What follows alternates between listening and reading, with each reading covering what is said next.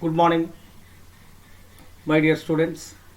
Welcome to DU Nalgonda English online classes in collaboration with Elta Nalgonda. Today we will discuss the fifth unit of our English textbook. The theme of the lesson is social issues. You know, social issues are prevailing in the society. They are caste system, gender discrimination, child labor, child marriages, neglecting the old people, are some of the social evils that are going on in the society. In the olden days, the people were divided into four classes or four castes. They are Kshatriya, Brahmin, Vaishyas, and Shudra. Do you think all these classes were treated in equal position socially? No. They were ill treated. Shudras were ill treated by the rest of the classes. Why do you think caste system is a social evil? Because the people fight among themselves in the name of caste and community. So, caste system is a social evil as well as a hurdle for the development of our country. In this connection, I would like to say a small verse from the Gitanjali written by Rabindranath Tagore, where the world has not been broken up into fragments by narrow domestic walls. Into that haven of freedom, my father let my country awake. And in this poem, Rabindranath Tagore expects that all the people should live together and stop fighting so that we will make our earth as a heaven, and my father means the God awake our country towards freedom. You can see the two great people, B.R. Ambedkar and Jyotiba Phule. Dr. B.R. Ambedkar, the father of the Indian Constitution, and Jyotiba Phule were against the caste system. They tried to eradicate the system, so Ambedkar provided reservations for the scheduled castes, scheduled tribes, and socially backward classes to attain equality. Hence, I request as the citizens of India, we are expected to live together, forgetting our caste and community, so that we will make our country a heaven of freedom. It is a dream of Vishwakavi Rabindranath Tagore in the poem. Now let us come to our lesson, storeyed house. Do you know the meaning of storeyed? One roof is called one story. You can see the examples. Here you can see single storeyed house. That means it has only one roof. If there are three roofs, what do you call three storeyed house? Okay. If there are many roofs are there, such type of buildings are known as multi-storied building. In this lesson, our story moves around the storied house that Bayaji, the protagonist character in our lesson, construct with the money he gets after his retirement by his lifetime earning. He belongs to Mahar caste, a socially backward class in those days, which was ill-treated by the upper caste people, the Patils, in his village. The upper caste people feel jealous and they cannot digest a Mahar constructing a storied house in their locality. They try to destroy the house. The story has a tragic end after a series of incidents. Let us see the first paragraph. The first paragraph is a brief description of the bus journey in which our protagonist character Bayaji travels from his working place to his native village in Maharashtra after getting his retirement. The writer says that a old bus moves with a great difficulty on the hilly road. In the rural area, the buses are generally very old buses. They could not move as fast as the buses on express highways. Here in this paragraph, we can see many figures of speech like similes used by the writer. Here you can see the bus moved as slowly as a sick man. Here the bus is compared with a sick man. The sick man moves very slowly, like that the bus is also moving very slowly. The bus stood like an obstinate bull. Sometimes the bulls cannot move the cart. In this way, the bus is compared with obstinate bull. It entered the village reluctantly like a truant child.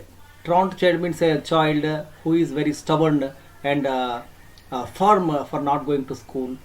Here the bus is compared with a truant child. Next, the bus groaned and croaked like a hen about laying eggs. It is also groaning like a hen. And the people or the passengers churned like water in a pitcher. The people were here compared with water in a pitcher. The water moves here and there when we are carrying in the pitcher. Pitcher means a pot. In this way, the writer uses many comparisons. Using this comparison, this type of comparison is called simile. It's a figure of speech or a literary device. And we can also see some of the words in the paragraph that we are going to discuss. Dispensary means a hospital. God damn it is a kind of expression when we are surprised or disappointed. Initial means starting. Initial momentum means starting movement.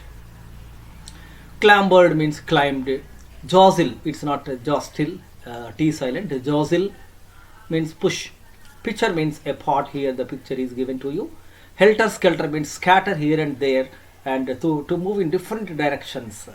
Stumble, to walk unsteadily. Obstinate means inflexible. A person who cannot change his mind. That person is called obstinate person. Pans and sundry means the house things, the domestic things, such are things are called pans and sundry.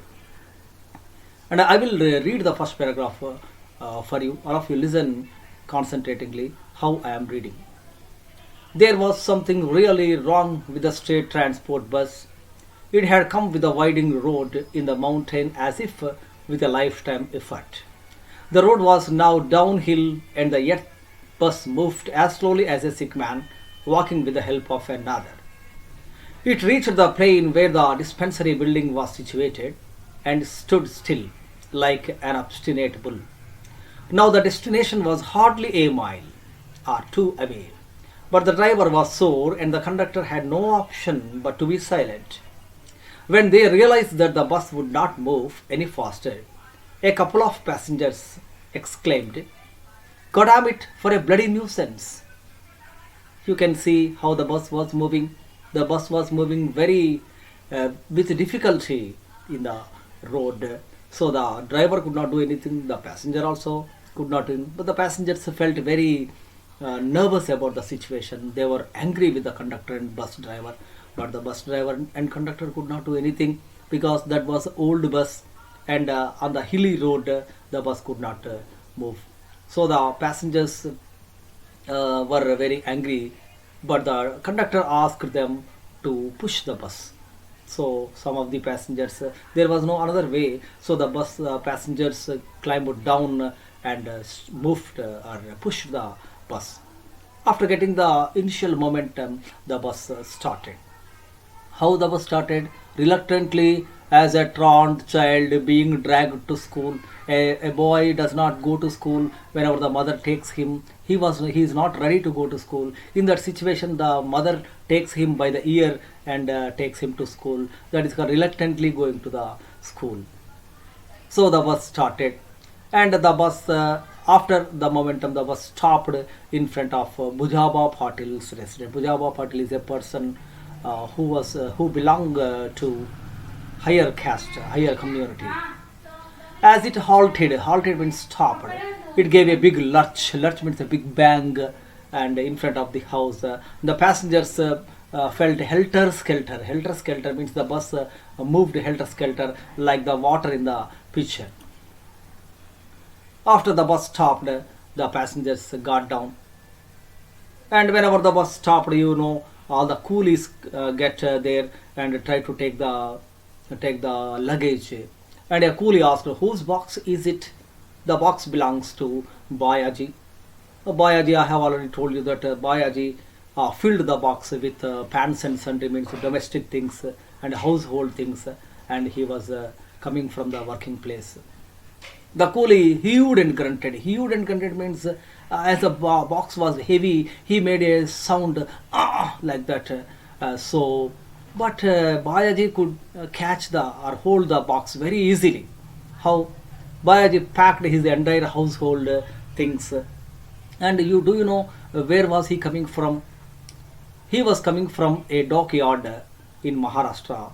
He worked in the dockyard. Dockyard means shipyard, where the ships stop and travel. In that, he worked for 2 months and he got an important position. And he worked as a labor, a hard worker.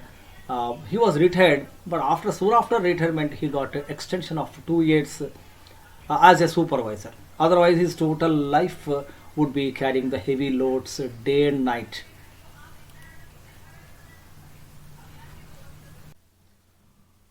Bayaji had crossed 60. That means Bayaji was 60 years, but he was maintaining sturdy frame, sturdy body. Sturdy means strong body because of hard work. After paying 15 paisa to the coolie, Bayaji placed the box on the head. Now he was coming towards the direction of his house. When he reached Kadam's house, Bujaba was coming towards him. Bujaba was a known rascal of the village. He belonged to Patil, a higher caste person. Bayaji greeted him by saying, "Greetings to you, sir. How are the things with you?" Bayaji was a Mahar by caste. According to the old age customs means the customs once they were followed. According to the old age customs, he had to greet my humble salutations, sir, who are my father and mother. In this way, he had to greet the Patils. But Bayaji only said, "Greetings, sir." So Bujava became very furious. Furious means very angry. "Hello, do you think you can become a Brahmin merely by saying greetings? Can you forget your position simply because you have turned a Buddhist?" He asked like that. Bayaji was totally nonplussed. Nonplussed means confused and frightened. For a moment, he wanted to knock Bujava, but he could not do like that because he came to his village for a peaceful life. He wanted to stay there for the rest of the life, and he wanted to die there itself. His body should be interred. Interred means buried in the same soil, and he would not like to go back to Bombay or Pune or anywhere. And he should not get any hostility. Hostility means enmity with the Patil and the headman. So he said in a meek tone, "Sir, why spring this on me even before I set foot on the soil of my forefathers?" Forefathers means father, grandfather, great grandfather, like that. "I have to stay here till the end of my life." "Why? Aren't you going back to your job?" asked Bujaba. "No, sir. My services are over. I have turned 60. "Then you have collected your fund amount?" Bujaba was taking his measure. "Yes, sir," Bayaji replied with pride. "How much?" Bujaba asked greedily. "Not much. What can a daily worker earn?" Bayaji answered. "Why don't you mention the figure, man?" Bujaba persisted. Persisted means asking forcibly, artfully. "Some 2,500 rupees, sir." Bayaji gave the correct figure. "Okay, Bayaji, you have a heavy load on your head. Go to your house first. We will talk at leisure later," Bujaba said on mock sympathy. Mock sympathy means false sympathy. He had no sympathy at all on Bayaji, but he was showing in words. "Yes, yes," Bayaji mumbled. Mumbled means spoke in a low voice and walked in the direction of his house. At that moment, Bayaji was very proud to have some money with him. If he had some money, he was an untouchable or a Buddhist, it will be same. And with that thought, Bayaji entered his Vada. Exchanging pleasantries. Pleasantries means the people were asking him about his welfare. Such type of pleasantries were received by Bayaji with the people he met on the way. Bayaji reached the public building called Takya in the untouchable settlement. Settlement means a place where some people are living together. The building was named Buddha Vihar. by those who had embraced Buddhism. Embraced means the people are following Buddhism. Such people have made a colony there. Such type of colony is called settlement. As Boyaji neared Buddha Vihar, the children who were playing with a ball made of rags finished their game and cried out, Baizunana here, Baizunana here, and scampered in the direction of Boyaji house. Scampered means they moved in different directions. The children ran into the different directions. Bayaji's 85-year-old mother quickly scrambled to her feet. Bayaji's mother was 85-year-old. She rose from her feet. She had aged much. Her old worn frame was still sturdy. She was old age, but she was still strong like Bayaji. And her teeth were very strong enough to break grams. Even she can break grams with her teeth. She could thread a needle without help. She could also thread a needle without help of any glasses or something.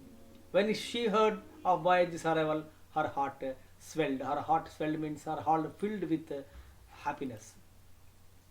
As Bayaji came in, his wife concealed her joy. The wife could not show her joy in her face because she concealed. Concealed means hid. Hide past tense, hid. Her joy with the end of her sari and took down the box from his head.